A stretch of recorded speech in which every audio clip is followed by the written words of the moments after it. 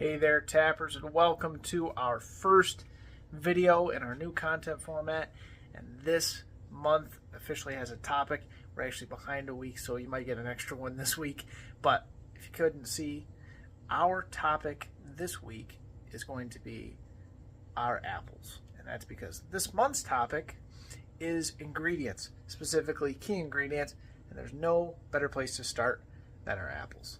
This apple here actually came from a Granny Smith tree just down the road at a local church, and you'll notice it's not a particularly pretty apple to look at. And ultimately, when it comes to cider apples, in my opinion, the uglier the apple, the more bitter the apple, the better cider it makes. Now, you might be asking yourself, how in April, early April at this point, do I have a relatively fresh looking apple? Well, as you'd find out the hard way, that apple is frozen solid.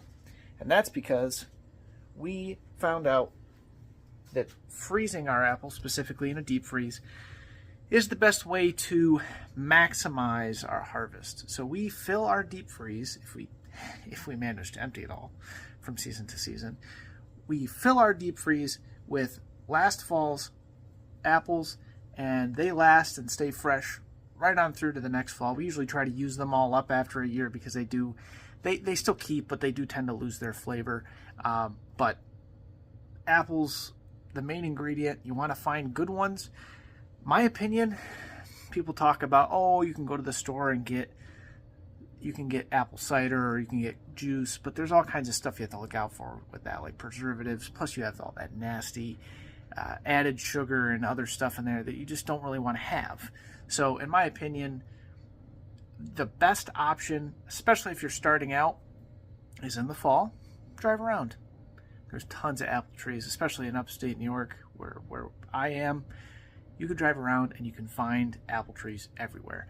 If it's on somebody's property, maybe walk up and say, hey, do you care if I take some of your apples? Sometimes if they're on the side of the road, around here a lot of farmers have them and they really don't care, especially when they're on the side of the road. So we've talked to neighbors, to family members. There's just so many apple trees out there that paying for apples, especially if you're going to the supermarket, you're paying for inferior quality when it comes to cider apples.